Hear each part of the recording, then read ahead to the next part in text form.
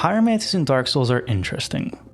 Unlike the counterparts Sorceries and Miracles, they don't scale with any player stats, but solely with equipment. Do you want to be the strongest Sorcerer? Level Intelligence. The strongest Cleric? Level Faith. But the strongest Pyromancer? Just upgrade your Pyromancy Flame. At least, that's how it's supposed to be. But what if I said the strongest Pyromancer didn't even need a Pyromancy Flame, and that they should level Intelligence? That sounds like a perfect excuse for a new run to show that the strongest Pyromancer is a Sorcerer. And what better way to start that run than as a Cleric? Why not as a Pyromancer or a Sorcerer? While either might make more sense, today, I feel like learning something new. We could go with the staple saving quick glitch to sort of skip Asylum Demon, but how about we give the true Asylum skip a try? I couldn't find a ton of details on the skip, and even with a bit of my own testing, it doesn't feel all that consistent. The good thing is, we don't exactly need consistency, and just need to skip the demon once. After clearing out the hollows, positioning the camera for a better view, and entering the fog gate, we start with a one-handed heavy attack to step off the balcony. Shortly after, a light attack initiates a plunge, and with any luck, we're off flying to the top of the building.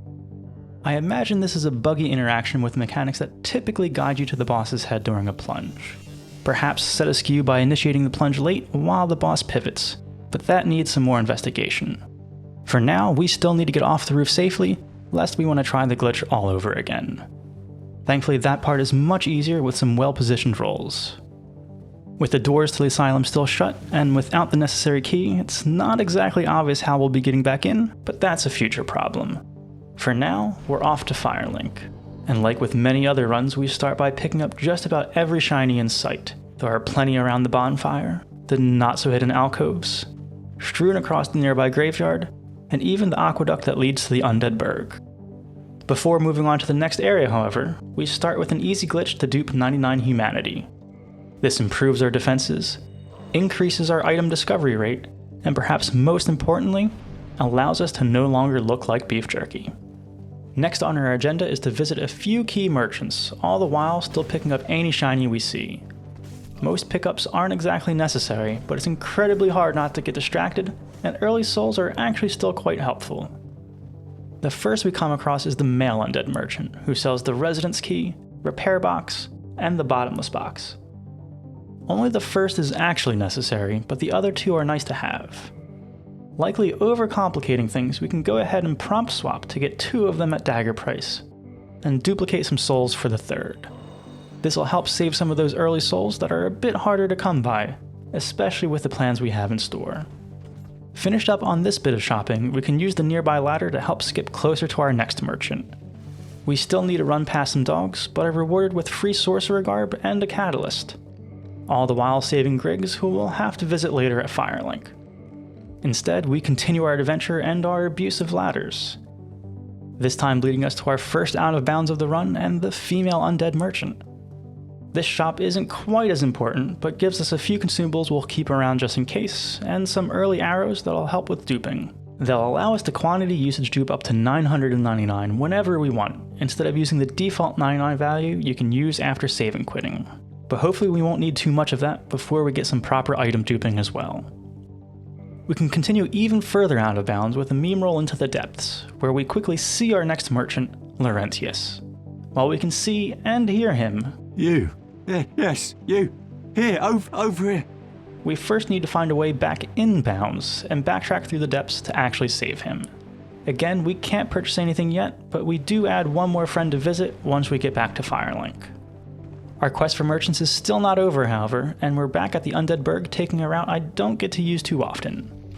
Headed as if we're about to fight the Taurus demon, we instead can take the door down towards Havel. He's not exactly friendly, and we don't exactly have any means of attacking, so we run by and enter the Dark Root Basin. It's hard to pass up the Grasscrest shield, and it would feel weird not to sidetrack just a bit to get the red Tearstone ring. But while back on path to get a bow, the nearby Black Knight oddly decides to test gravity. Being the true boss of Dark Souls, it of course still works, but sadly no halberd drop. Not that we'd get to use it anyway. Making plenty of use of the stamina regen of the Grasscrest shield, we eventually make it up to the blacksmith Andre. This run won't leverage his ability to upgrade weapons, but we will still buy a few items from him. This includes the usuals like the Crest of Artorias, but also an extremely heavy and glitched longsword that allows us to drop negative stacks of items for that proper item duplication we were looking for earlier. Once finished duping more items than necessary, it's finally back to Firelink to meet up with Griggs and Laurentius. While Griggs was very grateful that we saved him and is happy that we're both unscathed, he's not exactly helpful yet. Forgetting that he'd think us too dumb for sorceries at this point, it's now time to put the recently duped soul consumables to good use with some more quantity usage glitches. With no need to hold back, we easily make it to 99 intelligence, and Griggs now acknowledges our talent, offering a bunch of sorceries and rings for us to purchase. Most notable is the Bellowing Dragoncrest ring, which while it only says it'll boost sorceries, it'll do just the same for pyromancies. Speaking of, Laurentius is much more accommodating and immediately hands us a pyromancy flame, allows us to purchase all of his pyromancies, and upgrades the flame as much as he is able. With plenty of souls to spare, now is also a good time to buy all the miracles from Petrus before heading down to Blighttown. It's still best to avoid any fights, so it's unfortunately easier to go hollow to avoid the NPC invasion as we visit Quailana. She sells us even more pyromancies and fully ascends our pyromancy flame. It's at this point we can see that our Sorcerer's Catalyst still has more magic adjust, which will mean more damage as well. This comes across as we use Spell Swap, particularly when paired with the damage bonus from being low health with the Red Tearstone ring, and the additional bonus of the Bellowing Dragoncrest ring. The flame is still useful for convenience, however, especially for things that don't scale with magic adjust, such as with Power Within, which we get to pick up next, and will further boost our damage at the cost of some health over time while active. Sidetracking again for a moment, we can visit the Catacombs to pick up the Miracle Gravelord Sword Dance and the Dark Moon Seance ring, which may not be useful yet, but they will be soon enough.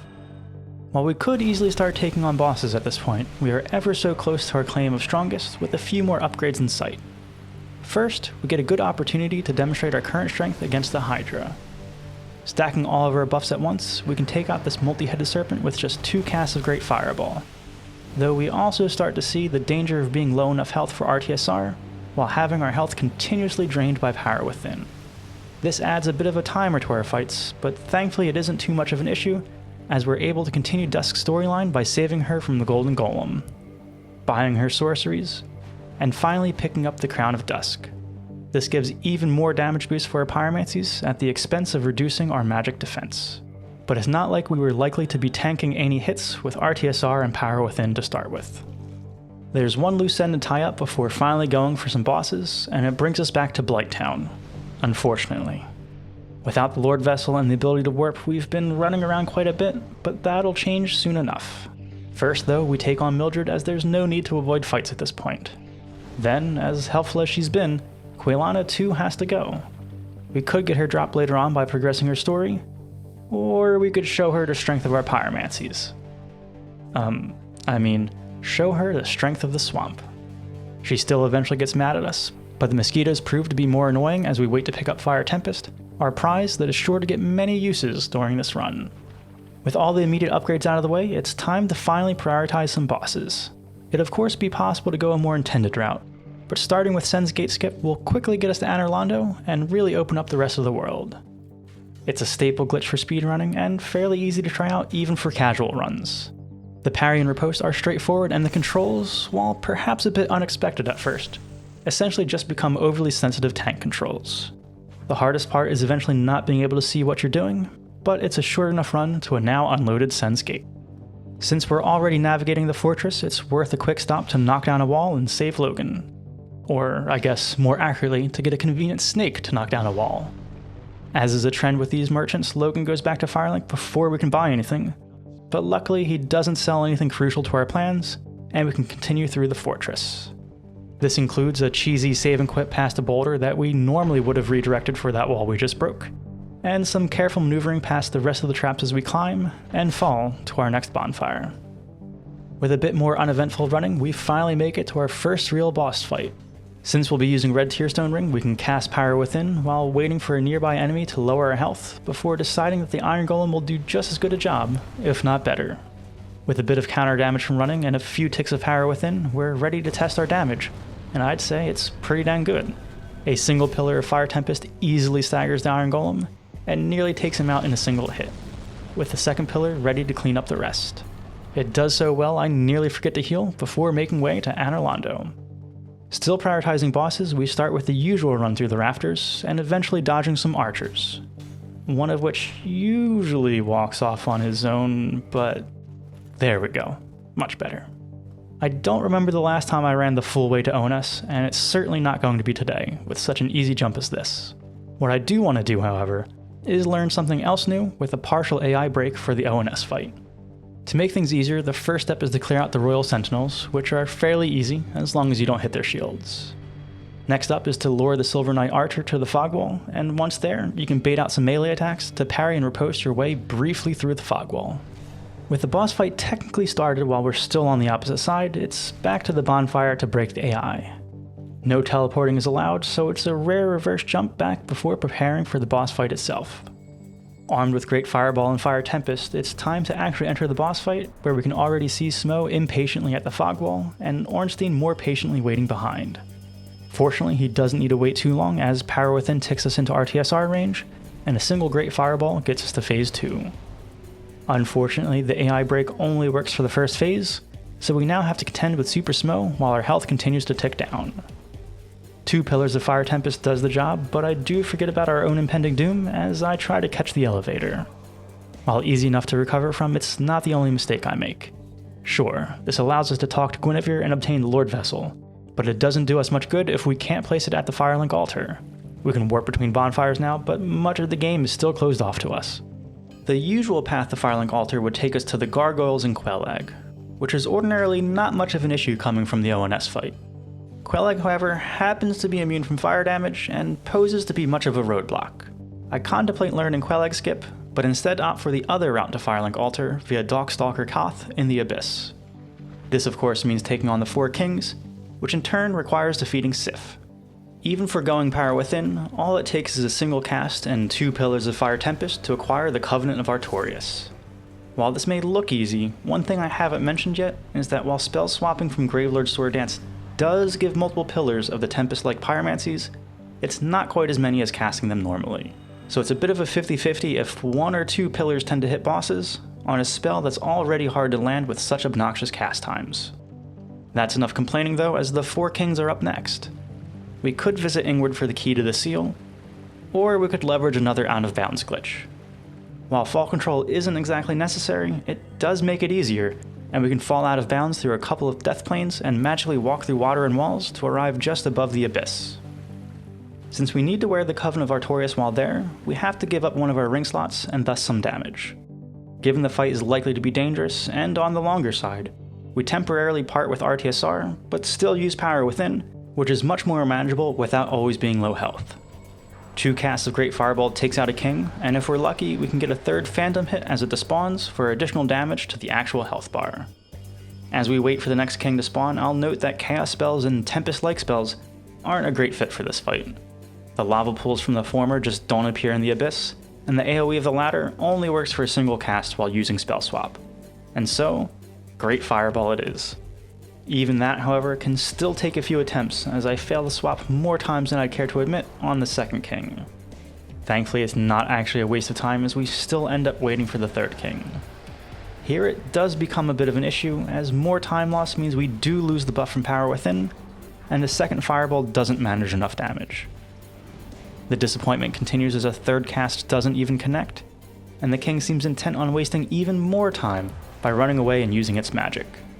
Foolishly, I try to outrun it, hoping to get an opening to just take out the boss, but eventually think better of it and just tank the hit with a shield.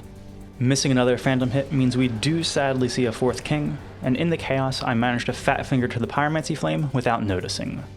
Though in my defense it is hard to tell when the character's fists are just glowing suns at this point, but it doesn't matter as it's still enough damage to claim victory. With this, we meet Koth, who title drops The Dark Soul, and eventually transports us to the Firelink altar, where we can finally place the Lord Vessel and disperse all the golden fog gates. Perhaps things didn't go exactly as intended, but we're now close to the original goal that prompted Sen's Gate Skip.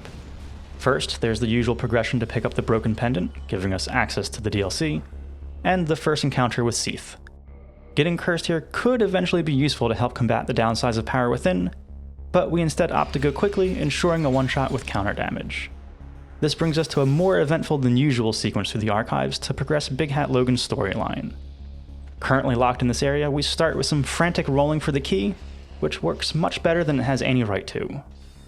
Next, while escaping to the following bonfire via the moving stairs, the channelers are very insistent that we shouldn't be there. The next bit of the way isn't too noteworthy, but once we return with the key to save Logan, things don't go exactly as expected. Thankfully, you don't actually have to finish this dialogue, as Logan will be waiting for us back near where we just came from. Not so thankfully, this does mean running back, but I do remember that with the shortcut already opened, we can skip some of the running with a convenient ledge back near our channeler friends. With Logan seemingly unharmed from the previous incident, he happily sells us all of his sorceries. We're unlikely to use them, but we might as well get them while we can. And if you're familiar at all with Spell Swap, you probably know why we try to rush here, and why you shouldn't get too attached to Logan. Our previous catalyst had a magic adjust of 240, but now with the Tin Crystallization catalyst, we've upped that to 315. Sure, it's at the expense of halving our casts, but that doesn't really come into play if we're spell swapping anyway. This gives us all of the upgrades we're looking for. We have the highest scaling spell tool, the maximum intelligence level to go with it, the Crown of Dusk, the Bellowing Dragoncrest Ring, Power Within, and Red Tearstone Ring. Even the starting Pyromancy Fireball now easily one-shots enemies we've once run past. Havel isn't a problem in the slightest. We even have time to run straight to Taurus Demon. The most dangerous things here are the arrows, but it's still not a problem. This bodes incredibly well for becoming the strongest Pyromancer, but what fun is it if we don't throw in some more glitches? Perhaps the concept behind the AI break we used earlier on ONS also works on other bosses. There are more than enough hollows around the gargoyles, and sure enough, we can trigger the fight with a riposte. Similar to ONS, the first phase of this fight is broken once we return from a bonfire. Too impatient to wait for our TSR, we find it's not even necessary on the first gargoyle. The second still gets a hit in with the AI no longer broken, but of course goes down in a single fireball just the same. Unsurprisingly, Capra Demon also has an easy setup with the nearby assassins. The dogs are as much of a nuisance as ever, but Capra stands silently at the fog wall as Fireball does its job. But wait, if Capra just stands at the fog wall... Yep, you don't even need to break the AI after triggering the fight from outside. Alternate methods aside, next up we can enter the depths with the key this time. No out of bounds necessary. Sadly, Gaping Dragon ends the streak of AI breaks and needs to be taken out with slightly more conventional means. While you can lure Kirk to the fog wall after getting invaded, I've not gotten further than that, and so we head into the fight with Power Within ticking. Fireball also isn't going to cut it here, but 2 Pillars of Firestorm once we hit our TSR range more than does the trick. Speeding through some of these bosses, we're back in Darkroot Garden where a single Fireball is enough for Moonlight Butterfly. It just requires actually getting the spell swap off. Jumping around yet again, Gwendolyn seems like an easy target. There's still no luck on getting an AI break as the Painted Guardians don't follow far enough. Getting a friend to invade may work here, but it's not like we need to break his AI. Baiting out his arrow attacks gives plenty of time to run up and use a slightly larger fireball. With a mix of easy and hard bosses, I think it's time to head back to the Undead Asylum, where we left Asylum Demon at the beginning of the run. If you'll recall, however, there's still the issue of getting back in, since we didn't exactly use the door on our way out. As expected, the door is still shut, but closing the game while using a Homeward Bone causes a Force Quit Wrong Warp, which conveniently puts us back in the starting cell. We have to briefly contend with a Black Knight, but we also get to pick up the Peculiar Doll before maneuvering by. Not exactly necessary, but we can start the fight with Asylum Demon by having him clear out some of the hollows for us. We can even freely leave the arena with no fog gate to speak of, which, while we don't use for an AI break, I think it might be better. Asylum begins to reset his position, which allows us to bait him onto the crumbling ground that isn't normally in his fight. This of course now has us contending with both Asylum and Stray Demon, but to my surprise they are not on the same team. Much like Asylum did to the Hollows, Stray takes care of Asylum for us. I had originally intended to take them both out with the same cast of Firestorm, but it's not looking like that'll be necessary.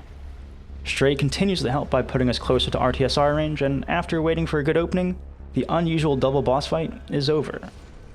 Picking up the Painted Doll now also allows us to travel to the Painted World. Opting not to deal with the Bone Wheels in the sewer, we can instead make our way to the Undead Dragon above the bridge to Priscilla. I don't know that I've ever noticed that its wing falls off, but I did know that it should be fairly easy to parkour our way down the bridge to skip most of the area. As Priscilla starts unaggressive, it's also easy enough to set up our usual buffs, and eventually use our largest fireball yet. Regrettably, we don't get the tail drop, but it's not like it's useful to Pyromancies anyway. We're now running a bit low on easy bosses, and despite how it may seem, I haven't actually forgotten about Quelag and her fire immunity. As luck would have it, there is a Pyromancy that also deals physical damage. It doesn't come without its downsides, however. First is that it requires defeating both Sanctuary Guardian and Artorias from the DLC, hence why we've been waiting so long. Second, well, we'll come to that eventually. Once in the DLC, we quickly square off against Sanctuary Guardian with a combo that I don't think we've used so far this run. Using Force to swap into Fire Tempest is much faster than using Graveler Greatsword Dance, but don't let that animation fool you. There's only a single real pillar that actually does damage, and you have virtually no control over where it goes. It does eventually hit, and we're one step closer to our prize that'll let us challenge Quelag. The run to Artorias has an easy meme roll thanks to a simple swap to a longbow. Already dealing with equipment, we can then use the Duskcrown Ring to halve our health, allowing Power Within to even more quickly get us to RTSR range. We are back to using Graveler Greatsword Dance to help ensure we manage to get a hit off. Artorias winds up an attack after jumping overhead, but thankfully we avoid it and damage still doesn't seem to be a problem. Getting this far into the DLC, I'm not sure how much longer that'll last. Calamite and Manus are still coming up, but we're not here for them yet. Without enough stamina for a longer meme roll, we opt for Fall Control as we make our way deeper into the DLC. Once in the Chasm of the Abyss, where one usually goes to pick up one of the strongest sorceries Darkbead, we instead pick up Black Flame. As promised, this finally allows us to take on Quelag, but I hope you weren't counting on yet another one-shot. While Black Flame does do some physical damage, it isn't much. After many more attempts than I'd hope, I'm at least confident enough to use RTSR, though Power Within wouldn't be a great combo for such a long fight. There are two main patterns to abuse here, the first of which is Quelag's melee attacks, which conveniently can't hit a good portion of the area close to the spider head. The second are the Lava Breath attacks, especially the longer one, as that allows for multiple casts of Black Flame. During either of these, we still need to remain cautious, however, as Quelag loves to dissuade us from getting close with an AoE explosion that has ended many attempts. The arena itself also doesn't do us very many favors, as large as it may seem, much of it remains unusable either directly with lava pools that we obviously can't stand in, indirectly from lava pools leaving little room to maneuver, and areas of higher ground that make it more likely to get hit by melee attacks even when hugging as close as possible to Quelag. The last thing that doesn't do any favors is getting greedy. Frustration may have ended the clip early, but rest assured, the explosion easily finishes us off at RTSR range. Though in my defense, one last Black Flame would have done the trick if it weren't for that fumbled cast of Force. Instead, we're on to the next attempt, hopefully for a bit of redemption. While that was heartbreaking, this also gives a bit of time to suggest that since you've made it this far into the video, you may want to consider subscribing. I'd love to hit 1,000 subs before year end, and we're just about there. It'd be very much appreciated and really amp up the motivation for future videos. I've got plenty of ideas for more runs and glitch explanations, but ideas are also always welcome in the comments. Getting back to the Quelag fight and skipping towards the end, there's yet another spell swap failure. This time it isn't fatal, and fortunately we also get a very elated victory achieved, meaning we can finally make some more progress. For completeness though, I do want to show that earlier in the run I did check if Mildred could be used to break the AI, but sadly she and other enemies seem to have an invisible wall. This stops them from getting anywhere close to the fog wall, hence why we had to take on Quelag directly. Either way, we can now get our last couple Pyromancies. First by joining the Chaos Servant Covenant for Great Chaos Fireball, and then by leveling the Covenant with Humanities for Chaos Storm. Both are very nice, but not directly more damage than Pyromancies we already have. They do leave lava pools on the ground that can really stack on the damage, but only if enemies stay in them for multiple ticks. Still, they may have their use later. For now, we won't get to see them in action, as the next boss is also immune to fire damage, just like Quelag. However, this time it's more time spent luring Ceaseless to the Fog Gate, as there it's guaranteed to go down after 5 hits. Once I manage to actually get the spell swaps off, that is. Demon Fire Sage is oddly not immune to fire damage, but I do first test whether or not we can attempt another AI break. Yet again, it seems like there's an invisible wall keeping Kirk and other enemies out, so it'll be another direct fight. Once in RTSR range and with Power Within, however, it's not much of a fight. As long as we get 2 pillars of Fire Tempest to hit, Fire Sage isn't much of a match and just conveniently swings overhead.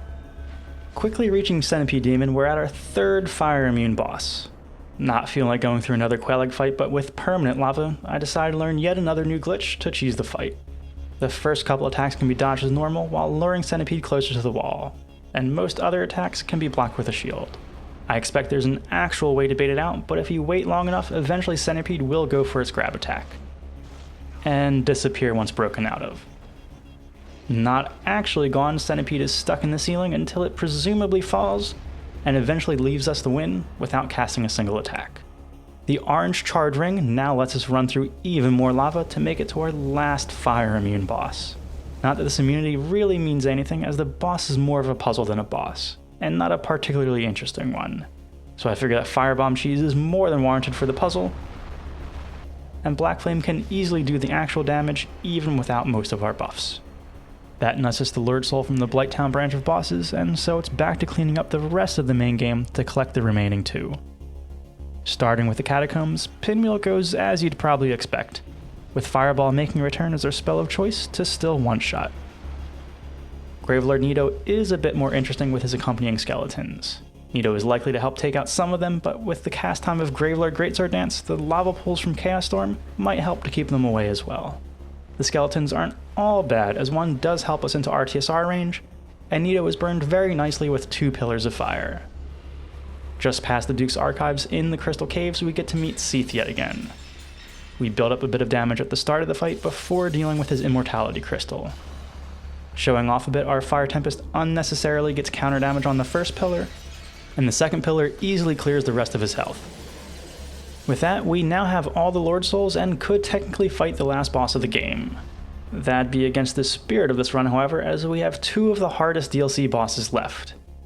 In order to properly fight the first, there's a bit of running around still necessary. First, to pick up the crest key from a Mimic. Not that it needs to be a one-shot, but that was just so close. There we go. Second, to talk to the giant archer Goff, who I'm sure could just take care of our next boss by himself if he really wanted. Instead, he of course leaves it to us, and we get to take on Calamite. Very few of his attacks actually leave enough of an opening for Gravelord Greatsword Dance, but we'll certainly need the full damage of multiple pillars from Fire Tempest. It takes a few attempts to get a good pattern, but sure enough we are able to take down the dragon. It is a bit worrying though that there wasn't much damage to spare. With 5400 health, we only did 32 more damage than necessary, and our next boss has just over 6600 health. The math isn't quite adding up for us, but we'll just have to hope and see. Once back in the Chasm of the Abyss, we get our chance, and mind you, it still takes multiple attempts to get a good pattern, get the spell swap off, and get more than a single pillar to hit. And it's still not enough. Now, like with the Mimic, it doesn't have to be a one-shot, as that wasn't the challenge. But what kind of strongest Pyromancer stops here when we're so close? And we've seen it before, there is a way to get the damage we need. Sadly, it adds one more criteria to a good attempt, and that is to get counter damage. For Manus, this appears to be whenever he jumps, which unfortunately usually either ends with him too far away, or damaging us before we can finish him off. Or with just the fitting amount of luck, we can get the trade. Unfortunately, there's no way that Gwyn is going to be able to top that fight, even as the final boss of the game. However, due to factors outside of his actual difficulty, there were a few notable attempts. In all the attempts, we go on with Chaos Storm, as that may help keep Gwyn staggered long enough to get caught in a second Flame Pillar. But the first attempt almost doesn't need it, even with forgetting to equip the Crown of Dusk. The second attempt with the Crown does even less damage, making it obvious that there was counter damage the first time. Unnecessarily going for an attempt with both the Crown and counter damage, I accidentally trigger a different AI break glitch. And finally an attempt with both the Crown and counter damage that doesn't even need a second Flame Pillar. And so, that is my take on the strongest Pyromancer, which utilizes the highest magic adjust in the game from the strongest sorcery catalyst. But while this can get the highest damage numbers out of Pyromancies, it wasn't without its downsides, both in time to cast and in limiting the number of pillars spawned from spells such as Fire Tempest. So what if we went the other direction? But that'll have to be for the next video, so consider subscribing and checking out another fun run, or an explanation of one of my favorite glitches. Until then, take care.